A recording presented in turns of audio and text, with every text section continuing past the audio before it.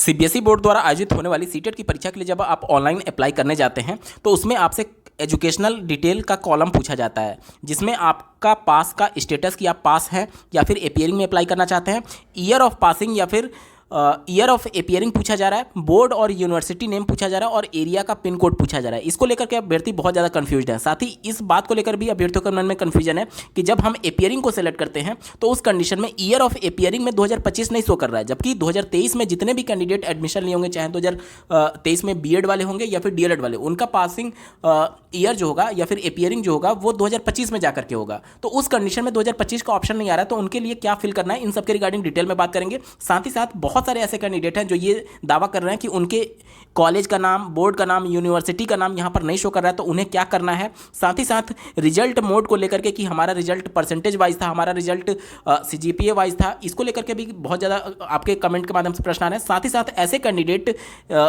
के भी कन्फ्यूजन है कि हमें जो सेमेस्टर वाइज प्रणाली होती है, तो डीएलएड के कंडीशन में चारों सेमेस्टर के मार्क्स को भरना है या फिर केवल अंतिम सेमेस्टर का, और बीएड के कंडीशन में केवल अंतिम वर्ष का मार्क्स भरना है या फिर दोनों वर्ष का। इन सबके रिगार्डिंग डिटेल में बात करने जा रहे हैं, अंत तक जरूर जुड़े रहिएगा। इससे पहले मैं आपको याद दिला दूं कि अगर ऑनलाइन अप्लाई करते समय कोई भी आपको दिक्कत आ रही है, उन सबके रिगार्डिंग डेडिकेटेड वीडियो को प्लेलिस्ट बना करके इस वीडियो के डिस्क्रिप्शन में दिया गया है। मेक श्योर कि आपका कोई भी प्रॉब्लम है तो उस प्लेलिस्ट को एक बार जरूर चेकआउट कर लीजिएगा। हो सकता है कि आपका प्रॉब्लम वहां पर एक डेडिकेटेड वीडियो में सॉल्व किया गया हो। तो मेक श्योर कि आवेदन करने से पहले आप वीडियोस को जरूर देख लीजिएगा ताकि आपसे कोई भी गलती ना हो जाए। चलिए दोस्तों, आज की इस महत्वपूर्ण वीडियो को शुरू करते हैं।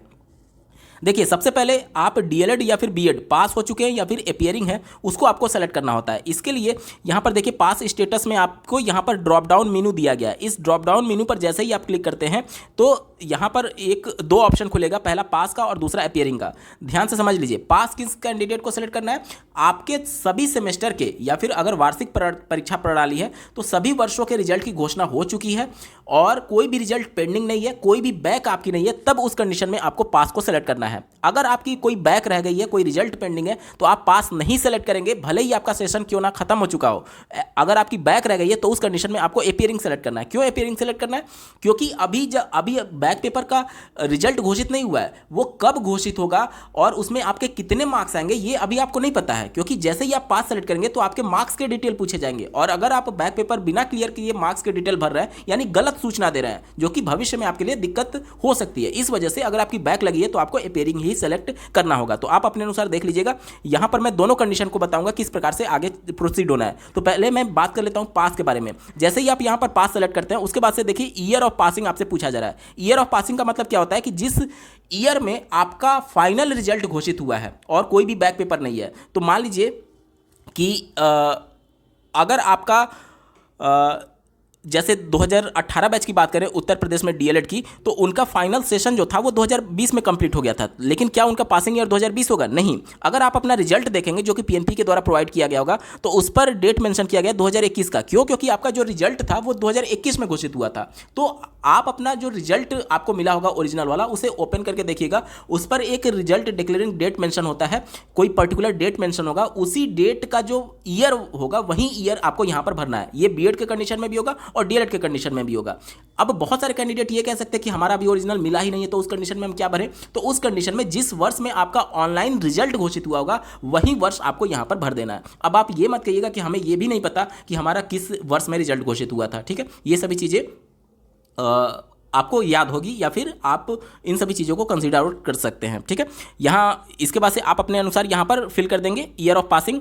ठीक है, यहां पर मैं ईयर ऑफ पासिंग को सेलेक्ट कर लेता हूं। अब यहां पर ध्यान दीजिएगा, ऐसे कैंडिडेट जिनकी बैक लगी थी लेकिन बैक पेपर क्लियर हो चुका है, तो अब उनका कोई बैक रहा नहीं है, तो भी उस कंडीशन में वो पास को सेलेक्ट करेंगे। अब जब पास को सेलेक्ट करेंगे तो जिस डेट में उनका फाइनल बैक पेपर का रिजल्ट आया था, क्योंकि सेशन का रिजल्ट तो पहले आ गया होगा और आपका बैक कोई रह गया होगा तो बैक पेपर का रिजल्ट बाद में आया होगा, तो बैक पेपर का रिजल्ट आपको जिस वर्ष में घोषित हुआ था वो भरना है। ये मैं उस कंडीशन में बता रहा हूं कि सारा पेपर आपका क्लियर हो गया है और मेन रिजल्ट भी घोषित होने के बाद अगर आपका बैक पेपर क्लियर हुआ है तब आपको बैक पेपर का ईयर ऑफ पासिंग यहां पर भरना है। लेकिन मान लीजिए ईयर ऑफ पासिंग जो है यानी अंतिम सेमेस्टर या फिर अंतिम वर्ष का रिजल्ट बाद में आया और उससे पहले किसी सेमेस्टर या फिर किसी वर्ष के पेपर में आपका बैक लग गया था लेकिन आपने क्लियर कर लिया है, तो अंतिम वर्ष का जो या फिर सेमेस्टर का जो रिजल्ट था, जो पासिंग ईयर होगा, वो वाला आपको भरना है। कहने का मतलब कि अगर आपका पासिंग ईयर लास्ट में पढ़ रहा है और बैक पेपर पहले क्लियर कर दिया, तो आपने पासिंग ईयर वाला आपको मेन यहाँ पर भरना है। लेकिन बैक पेपर आपने पासिंग ईयर के बाद क्लियर किया है, तो बैक पेपर वाला जो ईयर होगा वहीं आपका पासिंग ईयर माना जाएगा। उम्मीद करता हूँ यहाँ तक क्लियर हो गया होगा। उसके बाद से आगे आपसे पूछा जा रहा है कोर्स और स्ट्रीम नेम। तो चाहे आप बीएड होंगे या फिर डीएलएड होंगे, दोनों के कंडीशन में आपके लिए केवल यही विकल्प खुलेगा, तो आपको यहाँ पर क्लिक कर देना है, ठीक है। उसके बाद से आपसे बोर्ड और यूनिवर्सिटी नेम पूछा जा रहा है। देखिए डीएलएड के कैंडिडेट के लिए बोर्ड होता है और बीएड कैंडिडेट के लिए यूनिवर्सिटी होता है। कैसे? जैसे कि अगर आप उत्तर प्रदेश से डीएलएड किए होंगे तो आपका जो बोर्ड है वह जो आपकी परीक्षा कराता है वो examination regulatory authority Prayagraj UP है, जिसे आप हिंदी में परीक्षा नियामक प्राधिकारी कहते हैं और इसी के शॉर्ट फॉर्म में आप पीएनपी के नाम से जानते हैं। तो सबसे पहले आपको इस ड्रॉप डाउन मेनू पर आप क्लिक करेंगे और आप अपने बोर्ड का नाम यहाँ पर सर्च करेंगे। बोर्ड का नाम अगर आपको दिख गया तब तो आप उस पर क्लिक करके सेलेक्ट कर लेंगे। और मान लीजिए इनकेस आपके बोर्ड का नाम यहाँ पर शो नहीं हो रहा है तो आप सबसे नीचे स्क्रॉल डाउन होंगे और अदर का ऑप्शन दिखेगा, उस अदर पर आपको क्लिक कर देना है। ये डीएड की बात मैं बता रहा हूँ। अगर बीएड की बात करते हैं तो यूनिवर्सिटी नेम आपसे पूछा जा रहा है, यानी कि आपका जो कॉलेज था वह उस जिले के किस यूनिवर्सिटी से एफिलिएटेड है, उस यूनिवर्सिटी का नाम आपको यहाँ पर फिल करना है। अगर आपको नहीं पता है तो आप अपने कॉलेज से संपर्क कर सकते हैं, वो आपको बता देंगे कि किस यूनिवर्सिटी से आपका कॉलेज जो है वो एफिलिएशन प्राप्त किया हुआ है, ठीक है। तो इस प्रकार से आपको यहाँ पर भरना होता है। मान लीजिए ना तो आपके बोर्ड का नाम और ना ही आपके कॉलेज का नाम यहाँ पर शो कर रहा है, यूनिवर्सिटी का नाम, तो यहाँ पर अदर आपको सेलेक्ट कर लेना है। मैं फिर से क्लियर कर दूं कि यहाँ पर आपके कॉलेज का नाम नहीं पूछा जा रहा है, बोर्ड या फिर यूनिवर्सिटी का नाम पूछा जा रहा है। अब बहुत सारी संस्थाएं जो होती हैं वो डीम्ड यूनिवर्सिटी होती है, यानी स्वायत्त संस्था होती है। तो उस कंडीशन में आपको अगर डीम्ड यूनिवर्सिटी है तब आपको अपने यूनिवर्सिटी यानी अपने कॉलेज का नाम डालना है। लेकिन अगर किसी दूसरे यूनिवर्सिटी या फिर बोर्ड से ये एफिलिएटेड है तो उस बोर्ड या फिर यूनिवर्सिटी का नाम आपको डालना होगा। और अगर आपको नहीं दिख रहा है तो यहाँ पर आपको अदर पर सेलेक्ट कर लेना। जैसे ही आप अदर पर सेलेक्ट करेंगे, देखिए ये थोड़ा सा पेज रीलोड होगा और एक नया फिर से कॉलम ओपन हो जाएगा जिसमें मैनुअली आपको बोर्ड या फिर यूनिवर्सिटी का नाम भरने के लिए ऑप्शन आ जाएगा, ठीक है। थोड़ा सा आपको वेट करना है पेज जब तक रीलोड होगा। जैसे ही पेज रीलोड हो जाएगा आपके सामने एक नया कॉलम आएगा जिसमें आपसे बोर्ड और यूनिवर्सिटी का नाम पूछा जाएगा। देखिए पेज रीलोड हो चुका है। अब ये देखिए ये कॉलम पहले नहीं था, अब आ चुका है। इन केस ऑफ अदर, जैसे ही आप अदर सेलेक्ट करते हैं तो यहाँ पर अब आपको मैनुअली सेलेक्ट करना है, मैनुअली यहाँ पर लिखना है। जैसे डीएलएड के कंडीशन में मैं बता दूँ, मैंने आपको क्या बताया, examination regulatory authority Prayagraj UP आप यहाँ पर लिख देंगे, ठीक है। उसके बाद से देखिए यहाँ पर रिजल्ट मोड आपसे पूछा जा रहा है। यहाँ पर देखिए रिजल्ट मोड आपसे पूछा जा रहा है। जैसे ही आप इस पर क्लिक करते हैं तो दो ऑप्शन आपके लिए खुलते हैं, पहला परसेंटेज और दूसरा सीजीपीए। मान लीजिए मैं पहले परसेंटेज के लिए बता रहा हूँ, तो जैसे ही आप इस पर क्लिक करेंगे तो पेज थोड़ा सा रीलोड होगा। उसके बाद से आपके मार्क्स के डिटेल आपसे मांगे जाएंगे, जैसे आपका टोटल मार्क्स कितना था, उसमें टोटल मार्क्स में आपके कितने नंबर आए, यानी आपका ऑब्टेन्ड मार्क्स, और जो परसेंटेज है वो ऑटो कैलकुलेट होकर के आ जाएगा। यहाँ पर देखिए उसके बाद से अगर देखिए यहाँ पर ऑप्शन आ चुका है टोटल मार्क्स का। तो डीएलएड की बात की जाती है तो डीएलएड का जो टोटल मार्क्स होता है उत्तर प्रदेश में वो 3200 का होता है। और यहाँ पर मैं बिल्कुल क्लियर कर दूँ कि जैसे बहुत सारे अभ्यर्थियों को ये कन्फ्यूजन था कि हमें सेमेस्टर का भरना है या फिर ओवरऑल भरना है, तो आपको चारों सेमेस्टरों का जोड़ करके यहाँ पर भरना होता है, ठीक है। तो 3200 में से 2400 किसी कैंडिडेट को मिला तो 75% ऑटो कैलकुलेट होकर के ये आ जाएगा, ठीक है। उसके बाद से देखिए मान लीजिए कि आपका परसेंटेज नहीं था बल्कि सीजीपीए था, तो यहाँ पर मैं फिर से क्लिक करता हूँ और इस बार मैं सीजीपीए को सेलेक्ट कर लेता हूँ।